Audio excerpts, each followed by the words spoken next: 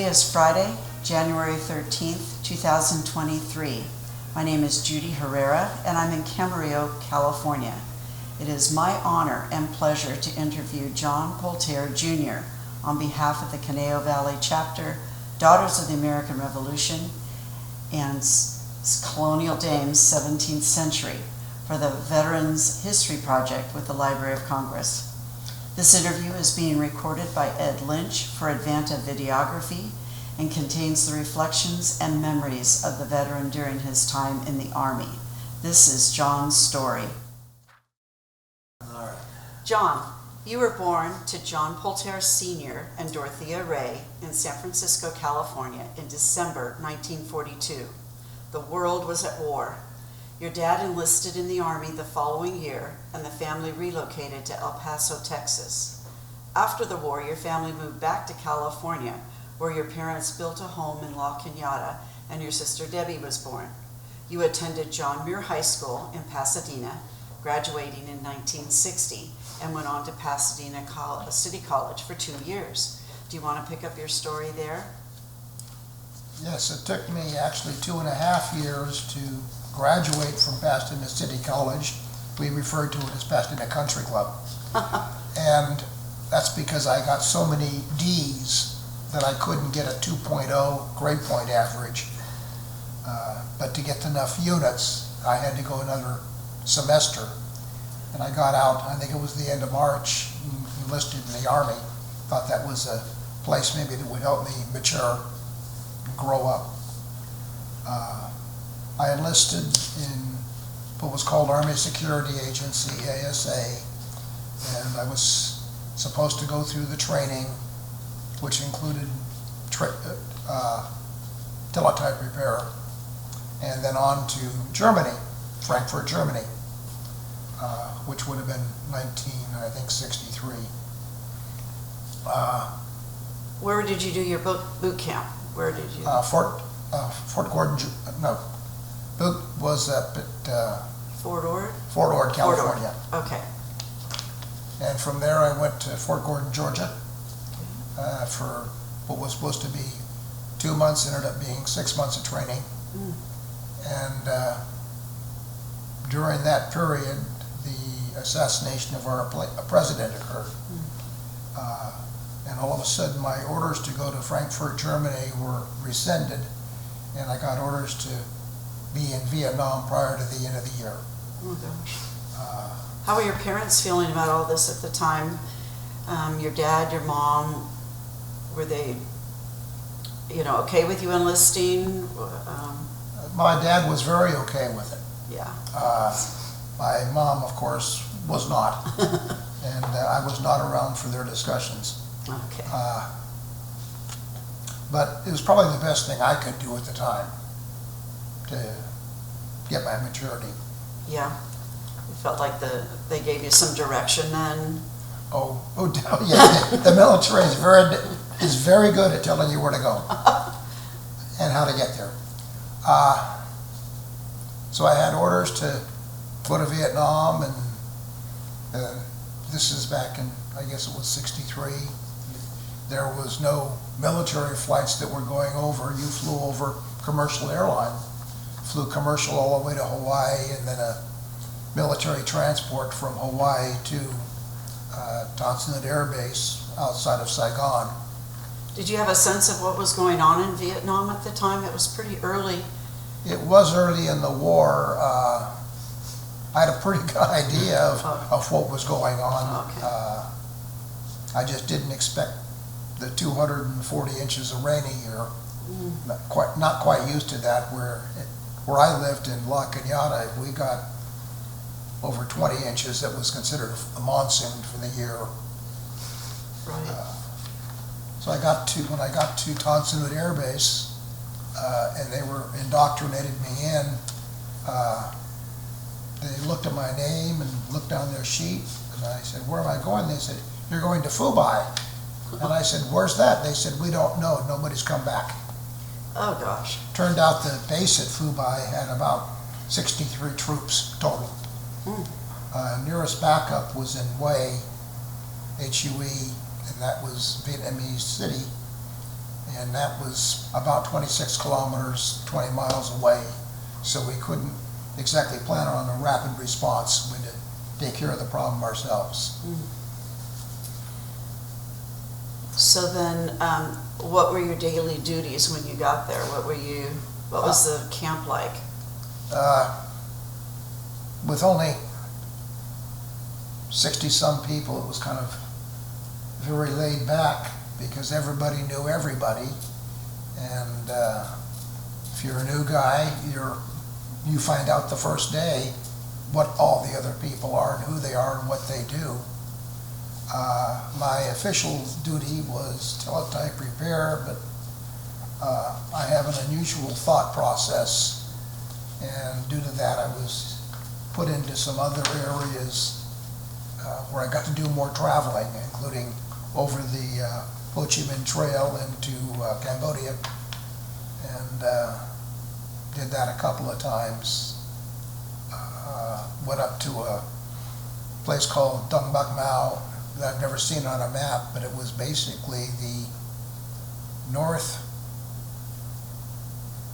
corner of South Vietnam, and it was bordering Cambodia and North Vietnam. Went up there twice. When you say went up there, how did you get there? Basically by truck. There was no airstrip. There was later, but not while I was there.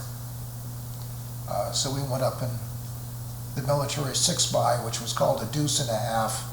Deuce and a half being 2,500 pounds, which was the capacity of the vehicle. It could get through the mud. I mean, if it was that much rain, did you have trouble with mud and traction? Yes. That was why the deuce and a half, because it was 6-wheel drive. It had 4 wheels on the rear and 2 on the front. Okay. And it could slog through the rain. In fact, we had a little airstrip across the Highway 1. They can call it Highway 1 because they only have one. And we went for a month without being able to get in supplies when the monsoon hit, because no aircraft could land because they couldn't see the airstrip. Oh gosh. And there were no markers for it. So they knew somewhere in that water was an airstrip, but they weren't going to land their cargo plane. Yeah. And so we were living on sea rations and rice, because we seemed to have plenty of rice. Plenty of rice. So do you want to tell me about the foxholes when you first got there and how the base camp looked? And when we first got there, we had foxholes. And a foxhole is a hole in the ground, and when you've got 240 inches of rain a year, each one becomes a swimming pool during the monsoon season. And we got a new commanding officer in, Major Gene Weaver, out of Korea, and he was a fantastic person. He was the type of leader that you wanted to follow. And he announced his first day, his second day there, that we were going to get rid of the foxholes and build sandbag bunkers. Okay. Now, we all worked shifts. We were a 24-hour-a-day intelligence gathering unit.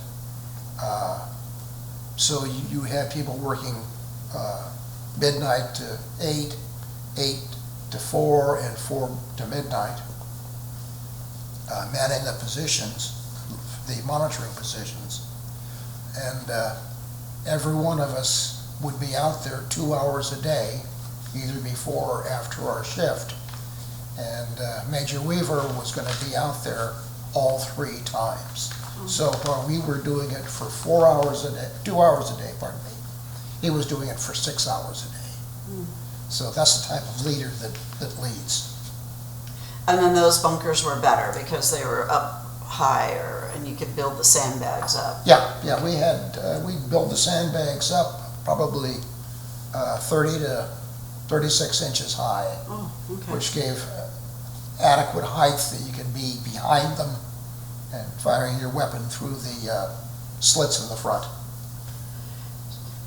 So what exactly was your job when you were going in the truck and it would take you up. What kinds of things were you doing? I was mainly doing communication,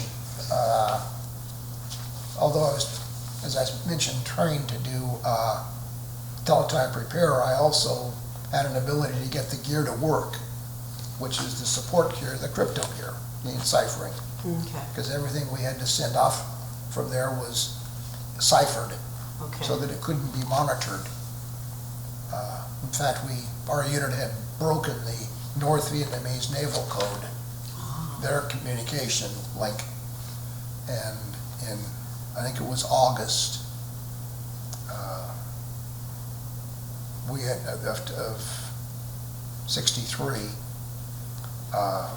we were up at Dong Bac Mao, and we heard that the USS Maddox was taking some flack because the North Vietnamese claimed that it was in their waters. And we were monitoring the Maddox. In fact, we were taking their communication and sending it directly back to the war room in Washington, D.C.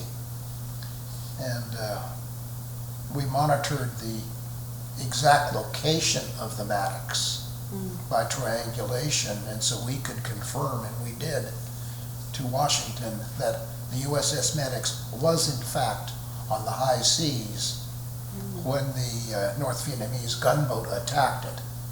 And the kind of interesting thing is, at least to us, our communication to the war room telling them of the USS Maddox being attacked reached the war room prior to the Maddox's message. Because we were ready to send it. We knew what was going to happen. We were telling the Maddox what was going to happen. Because we had intercepted the ciphers. Wow. So do you want to talk about time that you had got dropped into Cambodia and it was in a place that you weren't expected to be? Yeah. Because of my thought process, I found myself getting deeper and deeper into problem areas, and we had one time that we were not sure the size of a unit that was North Vietnamese unit that was in Cambodia. We knew where it was located, but we didn't know how big it was. And so I guess I volunteered, and they ended up taking me in by helicopter and dropped me in with a parachute. And my jump training was about 3 minutes of how to land. Oh gosh. Well, I didn't even need that, because when I got there, they dropped me a little bit in the wrong place and I didn't land. I ended up getting caught up in a tree. Oh gosh. And by the time I got out of the tree, the local troops had already located me. So I got to visit them for a little short time and then came out. I managed to escape within 24 hours, so I was not considered a POW because you have to be in their control for 3 days. Oh, I didn't know that. I didn't either. Oh, okay. I found out later. And you were not in your uniform, you didn't carry... No, I was in what we call civilian clothing. I didn't have any weapon. My job was to be not there. Okay. So I was not, one person can't really create much problems, although I did my best to create problems. So they let you go? I got loose. You got loose, okay. And took about 3 days of walking, and I knew directions. That was not due to military, it was due to the fact that when I was a Boy Scout, they taught us what to do if your compass breaks. How to know which way is north.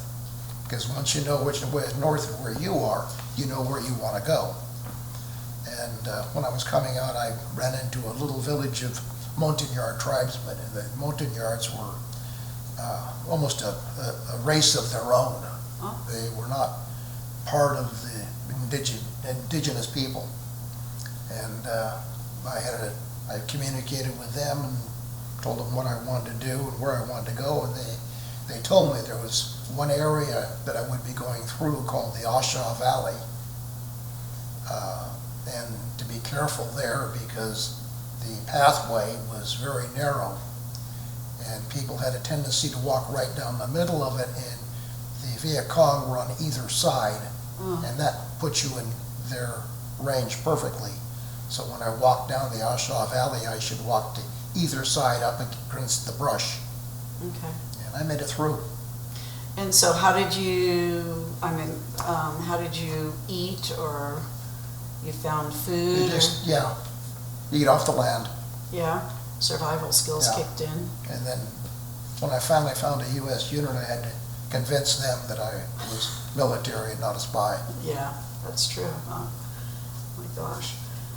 So how did you keep in touch with family, or were you able to while you were in country? Yeah, we sent letters back and forth. Would take probably 4 to 5 days, because my letter to them would have to go up to San Francisco. And I have a hunch that it was read there because we were told not to seal the envelopes. Oh, okay. So you got letters back from parents? Or? Yeah. One time when I was on a mission up at Dong Bac Mao, we underwent some rather heavy fire from Charlie, Viet Cong either, or it could be the North Vietnamese. We didn't ask there. Who's shooting at me? Yeah, who's on the other end of that rifle. And found out later what had happened is one of our guards, Marine guard, had been wounded previously, and they had flown him back to San Francisco. And unfortunately, his communication out of San Francisco was not monitored, and he'd sent a letter back to his buddy back in, I don't know where, Kansas, and telling him that he had been wounded, et cetera, et cetera. And the buddy gave it to the local newspaper, and they published it. And 2 days after they published it, we went underneath a heck of a firefight. And so I guess they were reading our newspapers. Yeah, monitoring you. What kind of rifle were you trained with? M14. M14? I had one for a very short period of time. I didn't particularly like the weapon, and I traded it out for a M1 carbine, which is a smaller weapon. And then a while later, I went from the M1 to a 12-gauge shotgun. And that's what I carried for the rest of the time, because everything we did was up close, and a shotgun was better. Wow. So it was called a stockade gun because it was what the guards at a prison used. Okay. 20-inch barrel, 12-gauge. So what was life like in your camp? What were you, your sleeping quarters? Sleeping quarters were a tent. Okay. We had a 12-man tent. Had bunks. I don't mean bunk beds, but your bed was mattress maybe 2 inches thick.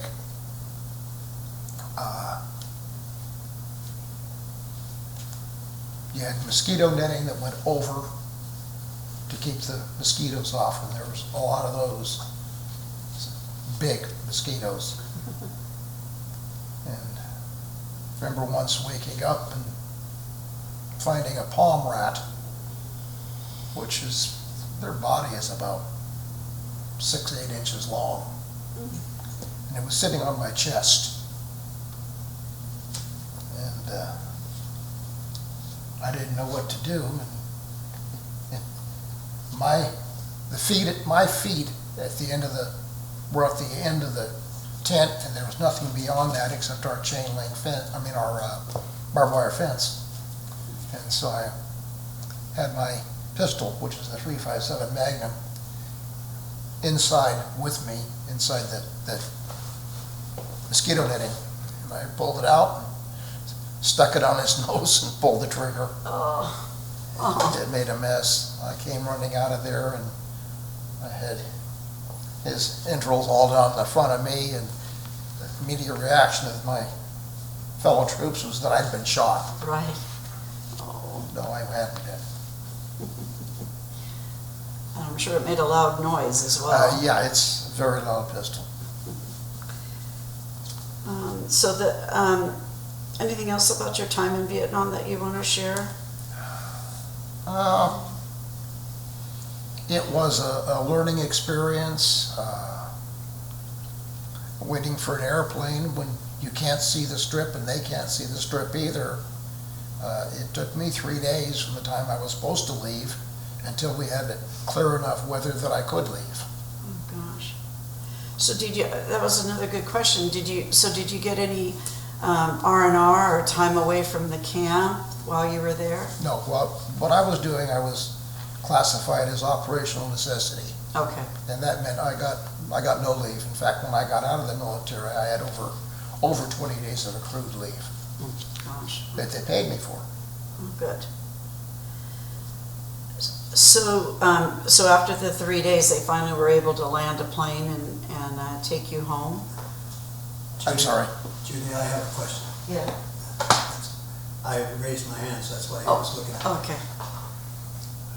Could you clarify a little bit about the thought process that you referred to? Oh, yeah. Is that an analytical skill or? Me? Yes. My thought process. Yeah. Because I was going for a top secret security clearance, they gave me substantial testing. They wanted to know who and what I was. And I don't plan a route by saying, I'm here and I want to go there. And I learned this when I was a Boy Scout, that you start out looking where you want to go, and you come back from that. And that is how I planned my route, and I do this mentally. I just, for some reason, my brain seems to be wired a little bit different.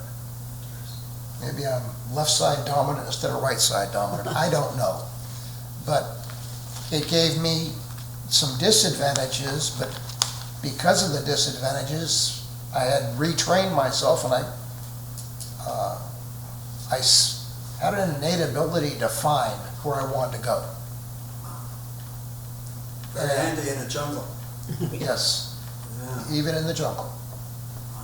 And I didn't want to tell them about it, but they sure found out about it with the testing. You go through an awful lot of testing for the security clearance. Yeah. And this is what changed me from being just teletype repair into observance.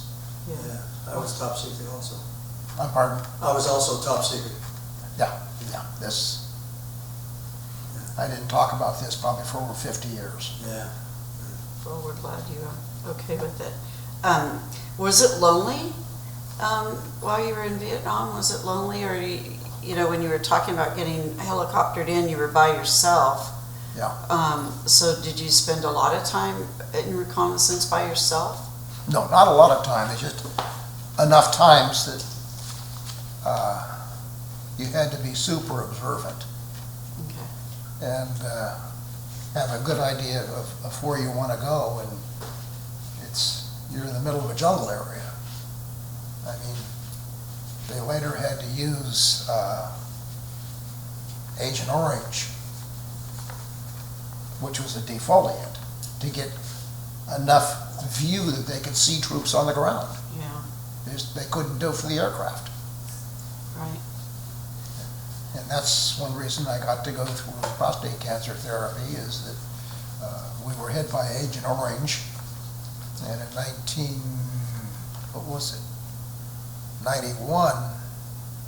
they the government passed a law called the Agent Orange Act, and it said basically if you were boots on the ground in Vietnam from 1958 on, it was conclusively presumed that you had been exposed to Agent Orange, Yeah. and that made you eligible for VA benefits.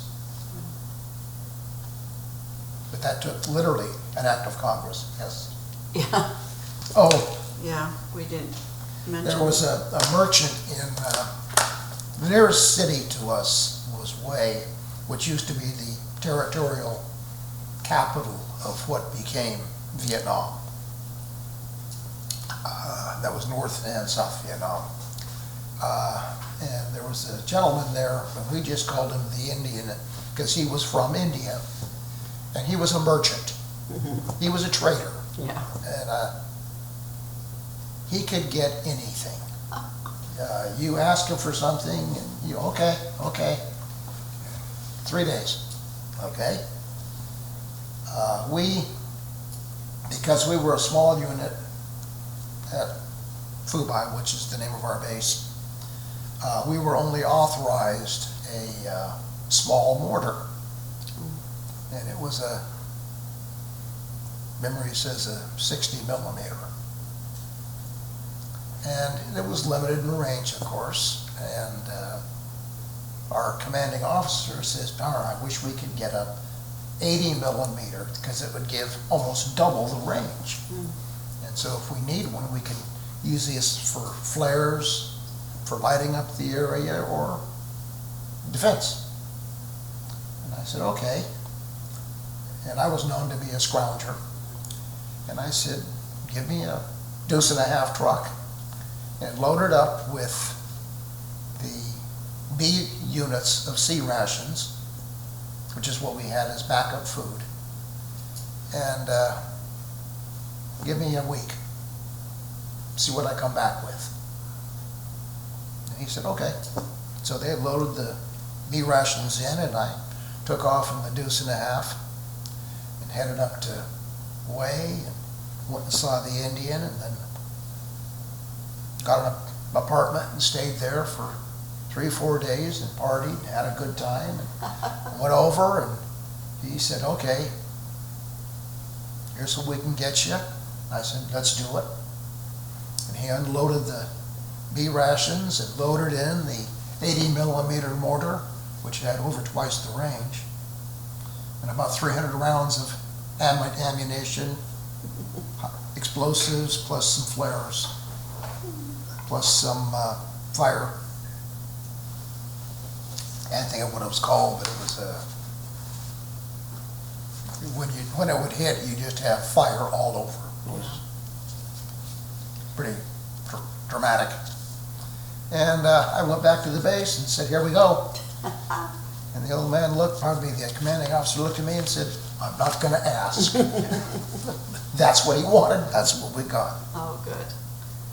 So he was a good person. And that was the way I thought, and that was the way I got things done. So then so you, at the end of your year, you were there for a year? 366 days. Oh my goodness, okay. But who's counting, right? Yeah, who's counting? So, but the plane was eventually able to land? Yeah, they had, because it was during the rainy season, the monsoon season, it took about 3 days before they could get the plane in there from the day it was supposed to arrive. And that flew me down to Da Nang, Okay. which was a big air base. And I flew back from there. And where did they take you? Where were you when you came to the United States? Where were you? Ended up, went through Hawaii. Okay. I was traveling, I was carrying my own orders, which was something kind of unusual, but because of the intelligence clearance I had, nobody could carry my orders who had less of a clearance than I did. And there weren't any people coming back. No, they had to have more clearance than I did. There weren't any people coming back that had a higher clearance. Oh. So I had to carry my own orders, and which were classified documents. And because of that, I was traveling armed. I was carrying a pistol. And I got into Oakland Army Terminal, and I walked across the runway over to the civilian side. and was waiting for a plane, and I was dressed in my dress greens, and somebody came up and spit in my face because I was a Vietnam veteran.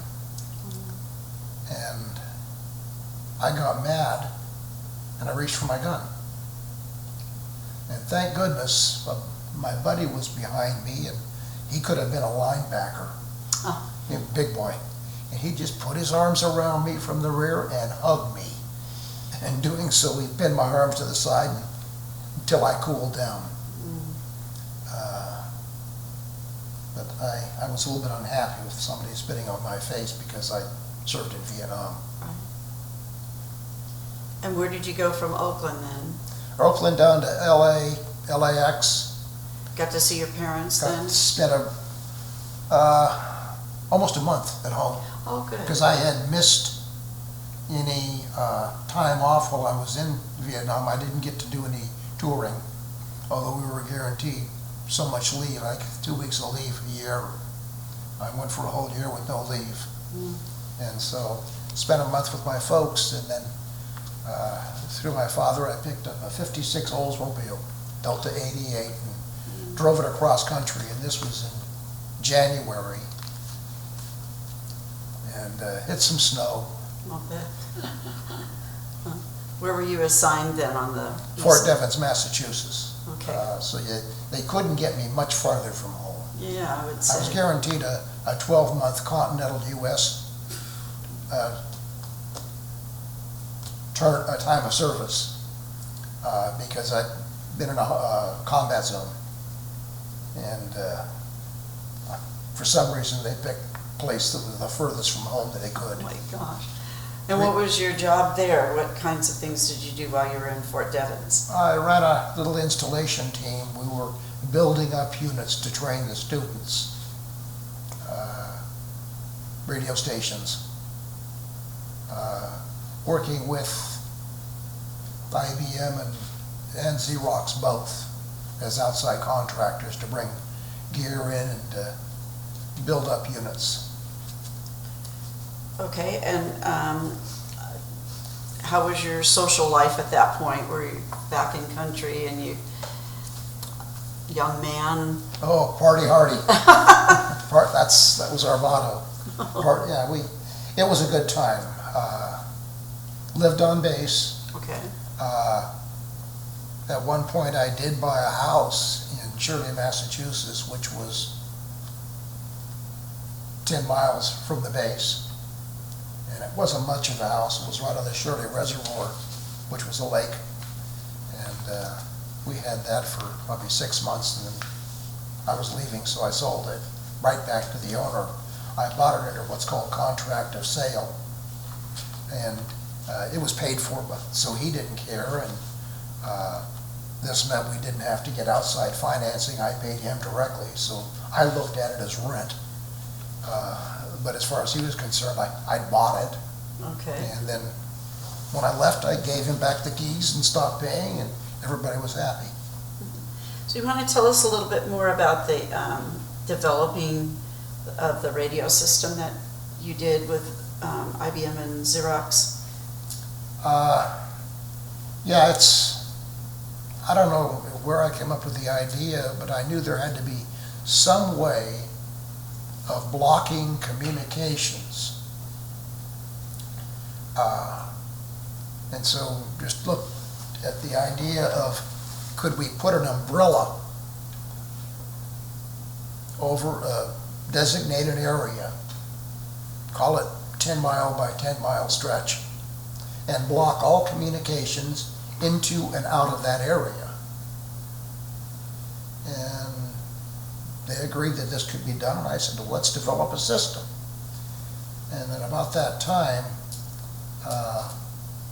Cuba was getting active again, and there was fear that there was the local island that was close to Cuba, which was known as Grenada, that would be taken over by Cuba. So we had the system, and so they flew me in. I was on the second plane of U.S. troops to land when we took over the island and set this gear up that we developed. And we effectively blocked all communication on and off that island.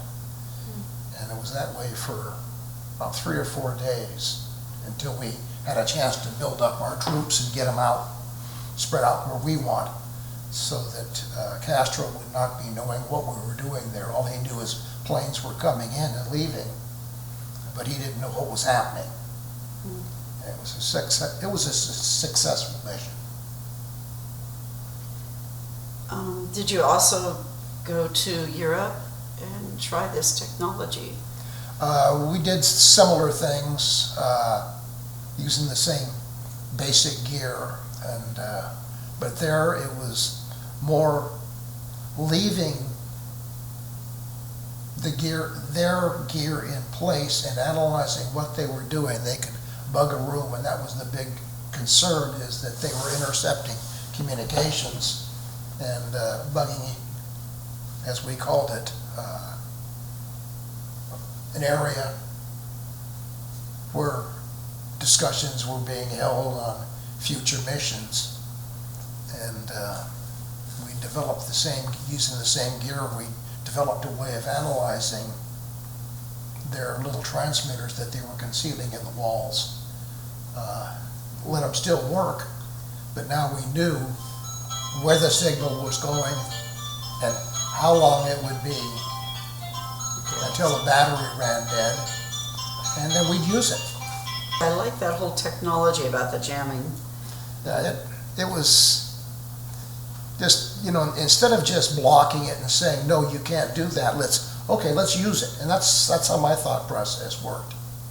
Let's say, okay, stop. Don't just disconnect it, because they're just going to reconnect it somewhere else. Let it stay there, and let's figure the best way we can give them the information we'd like them to have, not what they'd like to have. Well, that's a good point. And then in your spare time, did you take up a second job while you were in Massachusetts? Yeah, when I was off duty, I was with a bunch of my friends going to a local, I can't think of what they called it, but it was a Cabaret? Cabaret, thank you. Cabaret, which back there means that you also had to serve food at the bar. And it was called Stanley's. The owner was Stanley Mosenkiewicz. Oh my gosh. Yeah, don't ask me if I remember that name, but I worked there as a backup bartender and also as front bouncer. We had 2 bouncers in there. It was a GI bar, and they'd have a tendency to get in fights. And the guy at the back of the building was a rent-a-cop that they'd hired, and he was maybe 5'6", 120 pounds, soaking wet. Old guy, probably 50 years old, and carried a big .38 special, probably had a 6-inch barrel on it. Found out later he didn't have any bullets for it, though. He just thought the gun alone would do the job. One night it got kind of rowdy at the back where he was, and I was concerned, and so I grabbed a bottle of booze from the bar itself and started jumping tables. I jumped from one table to the next. It was the quickest way to get across the room, big room, because I was worried about this guy was going to get hurt. Yeah. We got back there, and I looked, and all of a sudden I see one GI, feet first, coming over. Bang! What we didn't know about our backup guard is that he had a black belt in judo. Oh.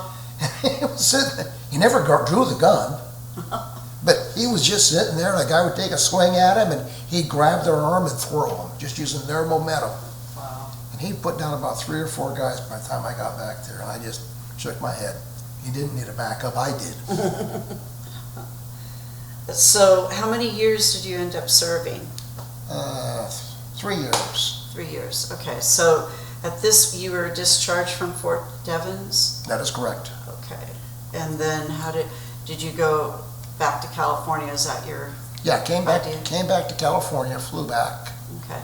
I sold the car back there, the 56 olds, and came back and got into college.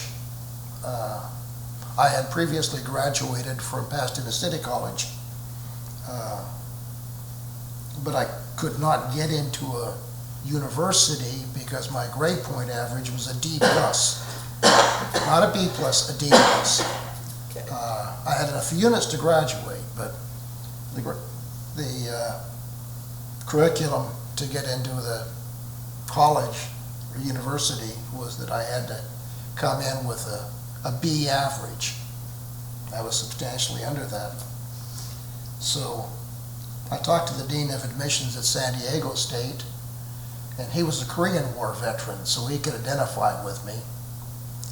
And he said, well, go back to junior college. I know you've already graduated from it. And that means while I was going to the junior college, I could not collect the GI Bill because I'd already received a associate's degree from a junior college.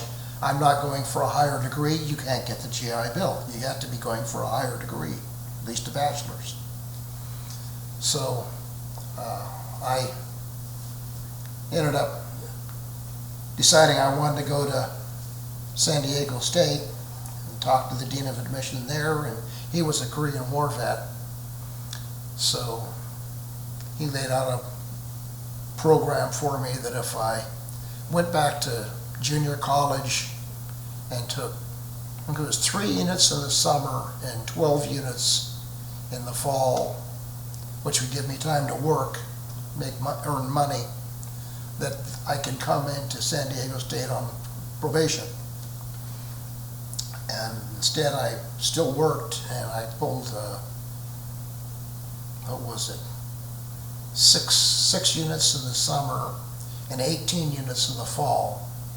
And I pulled a 3.5, which did not get my whole grade point average up above where it should, but it showed the intent, and he got a waiver, and they allowed me to come into San Diego State not on probation.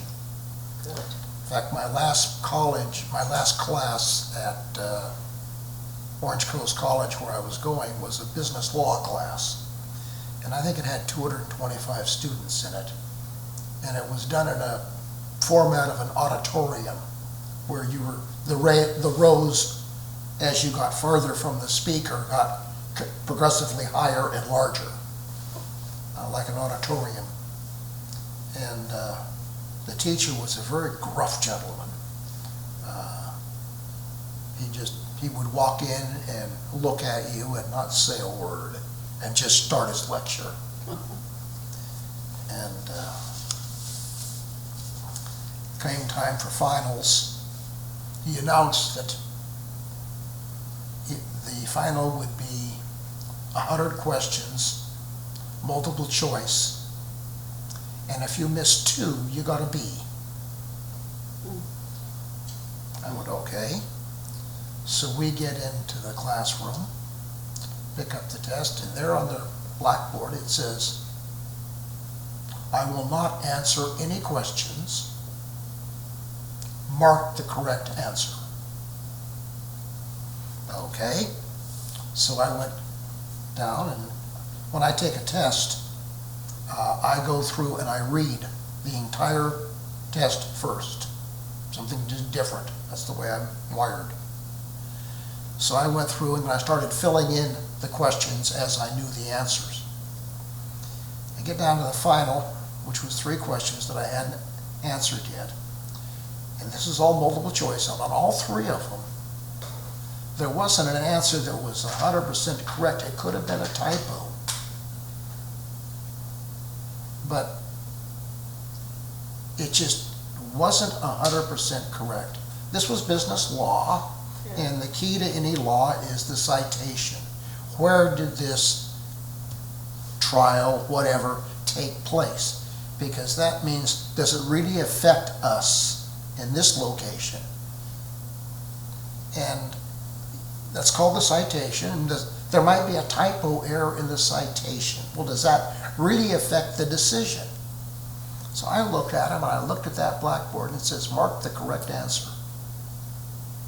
Mark the correct answer. What do you do when you can't find one? Well, I left them blank.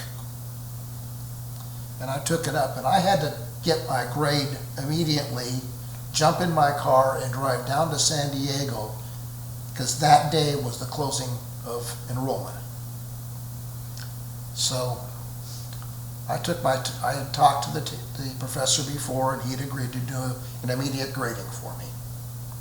So I took my page up, gave it to him, and he put his sheet over it that would show what marks I'd made versus what the correct answers were. And he went down it, and he went down it a second time, and he looked at me and said, "You bastard!" and gave me an A. I had left those blank, and that was the thing I was supposed to do. Because if it's marked the correct answer and there isn't one, you can't mark anything. So that was I thought it was a great lesson to learn. He did too. He enjoyed teaching it. I think there was a twinkle in his eye, but I don't know. Anyway, so I went down there, and with the A in that class, when I was admitted to San Diego State, it was not on probation. I was brought in full. Great. So what did you get your degree in? What did you I got business administration. Okay. Went on, after I got into the business world, insurance. I went to UCLA, downtown LA, 11th and Grand, beautiful area at night. And I went there for, gosh, three and a half years to get my master equivalent. Okay. And at this time, had you gotten married, were you in a relationship? How was your social life going? Doing good, doing good. Yeah, I had married. In the meantime, I got divorced. Met my current wife, who was also going through a divorce at the same time, so we could commiserate. In fact, I was an insurance broker in Glendale at the time, and there were two main insurance agencies in Glendale, and I was at one, and she was the bookkeeper at the other. And I had decided for our staff employees, the staffed employee did not have to be licensed to sell insurance. But I thought they might want to be, because they could learn more about the product and the legislation and the way it has to work as far as property casualty insurance. So I offered to teach insurance to our employees so that they could all sit for the exam and become licensed. Not that they're going to be selling, but it would just give them something to feel like they were a member of the organization, not just clerical. And I also invited Lynn, who became my wife later, who I was dating at the time, to see if she wanted to, because she was a bookkeeper, but in the insurance business, and this would give her a chance to learn what the terminology really meant. And so, of the class that I taught, I think it was 5, 6 gals, and they all ended up sitting for their exam, and they all got their licenses. Nice. So at this point, you were selling insurance, working with your father? Correct. Yeah, my dad was at that point president of the agency, and it wasn't until he came down with mesothelioma cancer due to an exposure to asbestos in the 40s. And he passed away, and I was still there. So he was pulling insulation?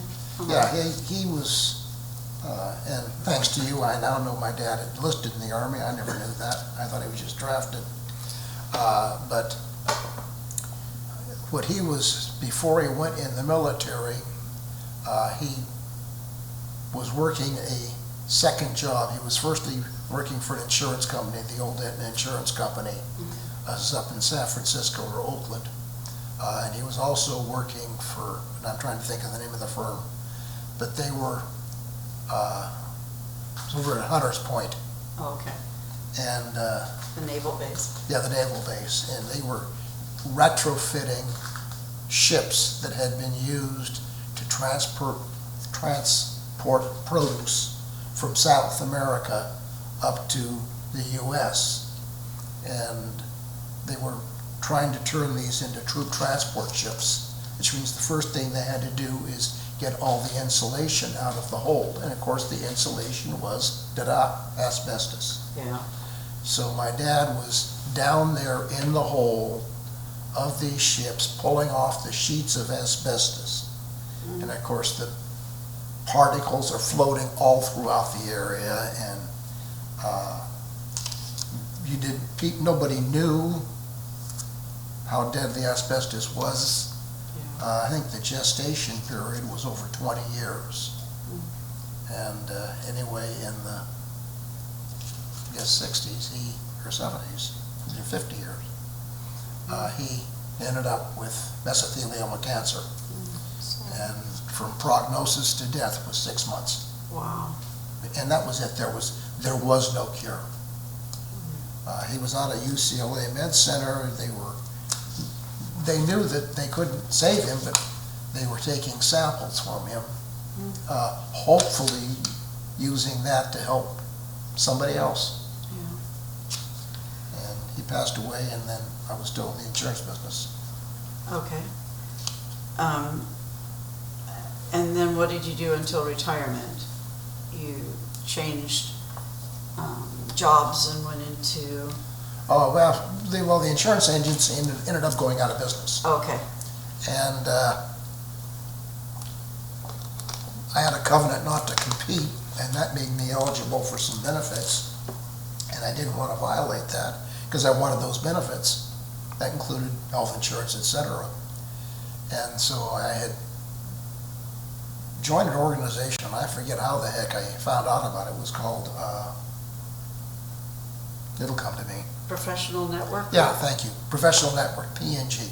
Okay. And it was a bunch of people of different vocations. I was the only person in our chapter, which was over 100 people. I was the only person in our chapter that was in the insurance business, or had been. And I would ended up doing consulting work with people who had an insurance problem and wanted a solution other than just going out and buying insurance. You know, is there any option? And so we'd sit down and go over their exposure, as we called it, and discuss various options and come up with a solution, and they'd pay me for my time. It was kind of fun. It helped because I wasn't even 60 yet. So you're the problem solver. I was the problem solver. So, is there anything else that we haven't talked about that you would like to share? I can't think of it. I think we've just about covered it. Do you have any questions? Yes. Okay, I'm going to let you do it, Ed. Yes. How do you feel your military experience changed you as a person? I hope I became more understanding of others. I did learn that my thought process was different, but that doesn't mean it was any better or any worse than anybody else's.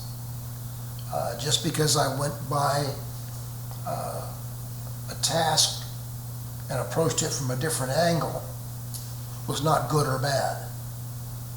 That there's always different ways to do, and sometimes you can learn a better way by not being locked up in what you've been doing. And it was a interesting 3 years. I think I got 20 years of experience in 3 years of the military. I was very glad I had the opportunity, because I have a hunch I would have ended up probably in jail if I hadn't gone into the military. Definitely a survivor. Yeah, a survivor. Well, we thank you for your service, John. Thank you, I appreciate it.